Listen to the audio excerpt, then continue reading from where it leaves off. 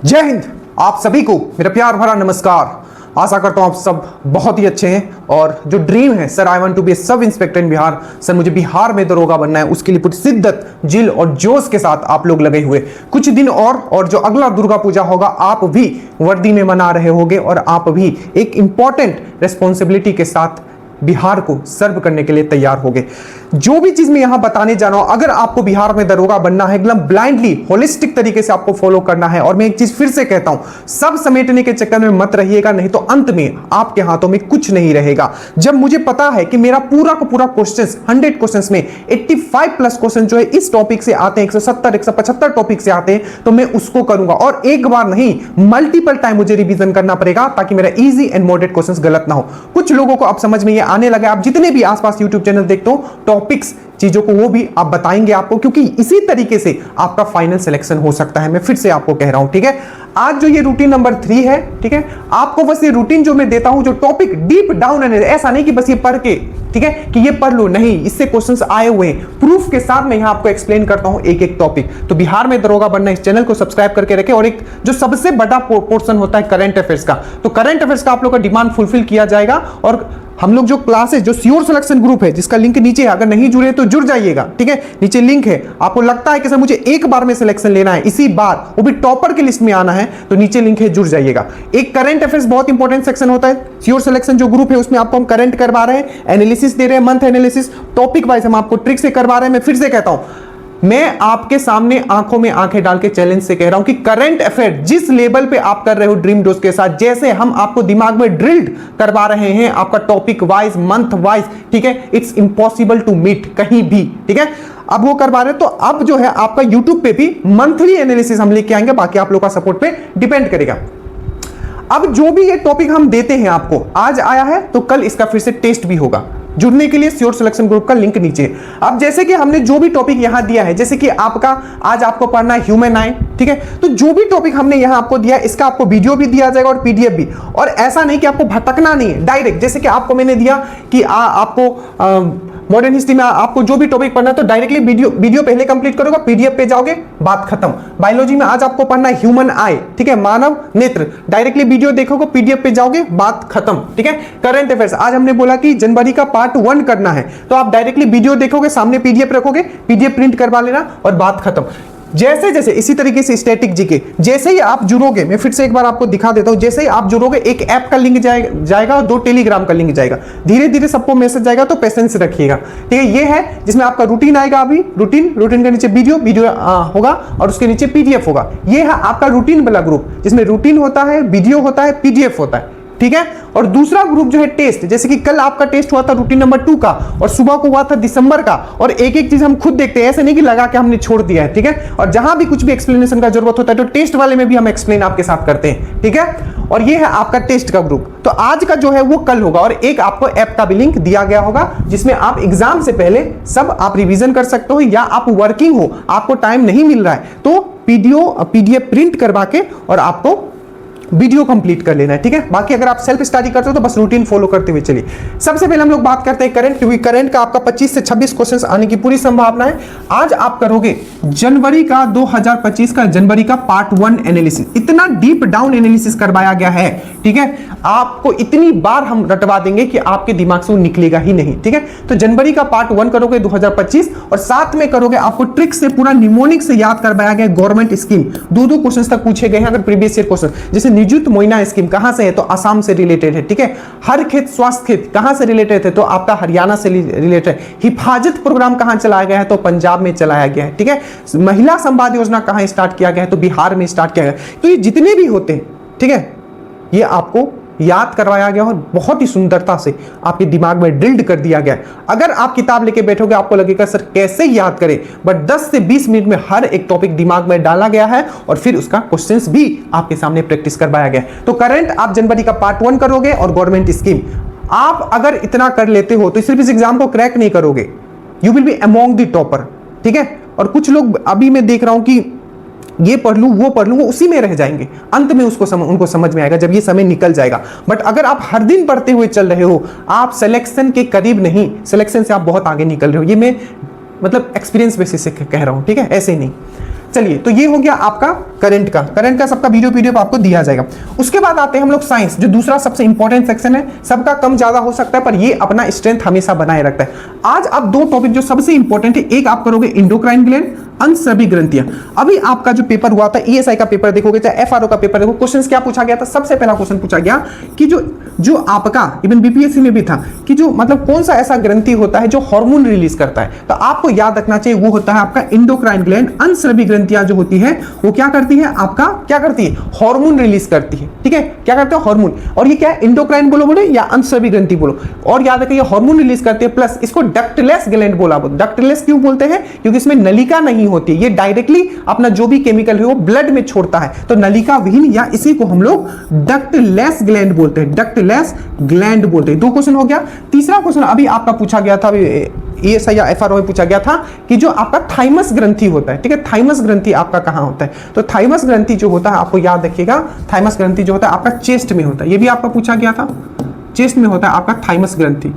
क्या होता है? चेस्ट में होता है आपका थाइमस ग्रंथि। इसी तरीके से आपको पूछा गया है कि आपका थर्मोस्टेट, ठीक है, थर्मोस्टेट किसको बोला जाता है? थर्मोस्टेट, ठीक है, हमारे बॉडी का थर्मोस्टेट मतलब हमारे बॉडी का टेम्परेचर कंट्रोल कर, तो हाइपोथैलेमस को कहा जाता है। और हाइपोथैलेमस को क्या कहा जाता है? मास्टर ऑफ मास्टर ग्लैंड, क्योंकि पिट्यूटरी को भी कंट्रोल करता है। बाकी आप पिट्यूटरी ग्लैंड के बारे में पढ़ोगे। और आपको एक बार क्वेश्चन पूछ लिया था कि जो महिला लिंग हार्मोन कौन सा है, तो एस्ट्रोजन एंड प्रोजेस्टेरोन जो है महिला लिंग हार्मोन है, उसमें ऑक्सीटोसिन भी दिया होगा, तो गलत मत मारिएगा। उसी तरीके से आपका मेल में सेक्स हार्मोन कौन सा है? तो टेस्टोस्टेरोन है। ये सबका कहां से निकलता है, क्या काम है, पूरा का पूरा आज आप ये इसमें आप करने वाले हो।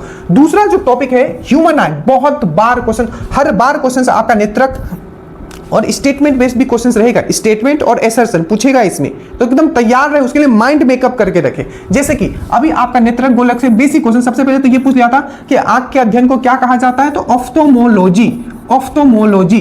दूसरा क्वेश्चन अभी आपके ईएसआई में था, ठीक है, कि जो आपका जो लेंस होता है, ठीक है, जो आपका कॉन्वेक्स लेंस, हमारे आंख में कौन सा लेंस होता है? कॉन्वेक्स लेंस होता है। हम लोग जो चश्मा लगाते हैं इसमें दो तरीके का लेंस हो सकता है, कॉन्केव भी और कॉन्वेक्स भी। इतनी सुंदरता से मैंने ये टॉपिक आपको पढ़ाया है। जैसे कि मान लीजिए आप बोलते हो कि मेरा -0.5 है या -0.75 है, तो ये कौन सा लेंस है? ये कौन सा लेंस है? तो माइनस जब होगा तो याद रखिएगा वो कॉन्केव लेंस होगा, और जब प्लस जब होगा तो वो कॉन्वेक्स लेंस होगा। तो आपको पूछा गया था जो कॉन्वेक्स लेंस जो होता है उसका फोकल लेंथ जो होता है पॉजिटिव होता है, फोकल दूरी। आप बोलोगे बिल्कुल सही बात है, इसका क्या होता है? फोकल दूरी पॉजिटिव होता है। दूसरा क्वेश्चन आपको पूछा गया था जो आपका पावर ऑफ द लेंस है, ठीक है, उसको किससे नापा जाता है? तो डायोप्टर में, ठीक है। और पावर ऑफ द लेंस जो कैसे दिया जाता है? तो पावर ऑफ द लेंस दिया जाता है 1/f के फॉर्म में दिया जाता है, और f जो होता है यहाँ क्या होता है? मीटर में होता है, ठीक है। और f क्या होता है? फोकल दूरी पॉजिटिव होता है, ठीक है। ये क्वेश्चन आपको पूरा पूछे गए हैं, ठीक है, स्टेटमेंट बना के, और उतनी सुंदरता से आपको समझाया गया है, ठीक है।